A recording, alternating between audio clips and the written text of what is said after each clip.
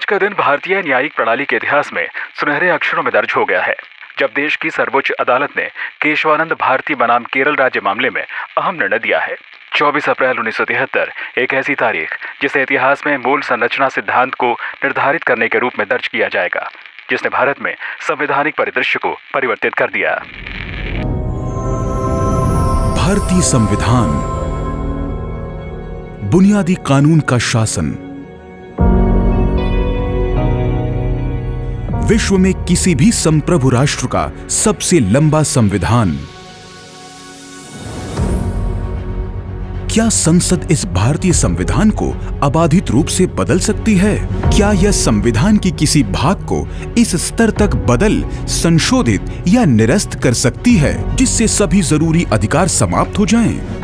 ये वो कहानी है जब भारत के माननीय उच्चतम न्यायालय को एक ऐसे चुनौतीपूर्ण सवाल का सामना करना पड़ा और उसका जवाब देना पड़ा। भारत के न्यायिक इतिहास की सबसे अहम मामले की कहानी, वो मामला जिसने संविधान की सर्वोच्चता को दोहराया और आने वाले समय के लिए हमारे देश की लोकतांत्रिक व्यवस्था को मजबूत किया। मार्च 1970 केरल में एक मठ के प्रमुख संत केशवानंद भारती ने सर्वोच्च न्यायालय के समक्ष एक मामला दायर किया, जिसमें केरल भूमि सुधार अधिनियम के माध्यम से मठ की संपत्ति हासिल करने के केरल सरकार के प्रयासों और भूमि सुधार अधिनियम की वैधता को चुनौती दी गई थी। इसी तरह के मामलों में पिछले फैसलों और संविधान में लाए गए संशोधनों के कारण ये सुप्रीम कोर्ट के सामने एक बड़ा मुद्दा बन गया था।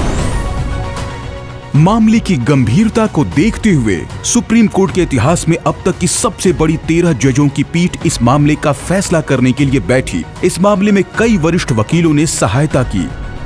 केशवानंद भारती की ओर से मुख्य वकील नानी पालकीवाला थे, जबकि केरल राज्य की ओर से HM सीरवाई उपस्थित हुए।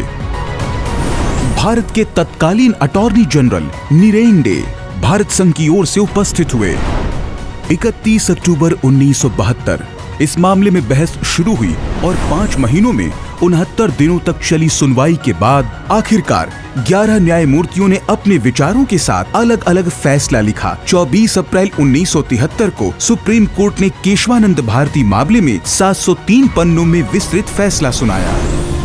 साक्षी के बहुमत के फैसले में माननीय उच्चतम न्यायालय ने प्रतिपादित किया कि संविधान के किसी भी भाग को अनुच्छेद 368 में निर्धारित प्रक्रिया का पालन करके संशोधित किया जा सकता है, लेकिन ऐसा कोई संशोधन नहीं किया जा सकता जिससे संविधान के बुनियादी ढांचे में कोई परिवर्तन होता हो या उसका मूल स्वरूप बदलता हो।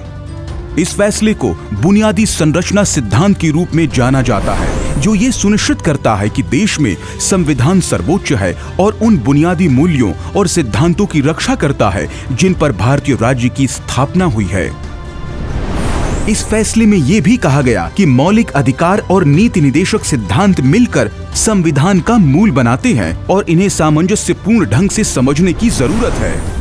इस निर्णय में बुनियादी संरचना को दर्शाने वाले कुछ उदाहरण भी दिए गए, जिसमें संविधान की सर्वोच्चता, कानून का शासन और न्यायपालिका की स्वतंत्रता शामिल थे।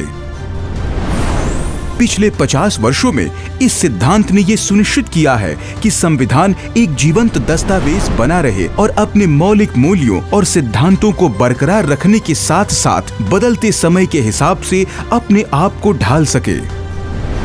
केशवानंद भारती का फैसला एक मील का पत्थर था, जिसने न्यायिक विचारों में एक सोच के रूप में बुनियादी संरचना सिद्धांत को जन्म दिया। इस फैसले ने भारत में संवैधानिक परिदृश्य को परिवर्तित कर दिया और विदेशी न्याय क्षेत्रों में भी अनुसरण और चर्चा का विषय बन गया।